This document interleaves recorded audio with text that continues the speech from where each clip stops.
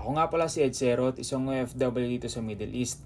Isang seaman na walang seaman's book at ginawa ko tong YouTube channel ko para i-share ang aking journey na tinawag kong Project Forex Trading Road to 157,000 pesos per month. Starting capital natin $16 o 1,000 pesos, and then samahan nyo ako sa aking journey and subscribe.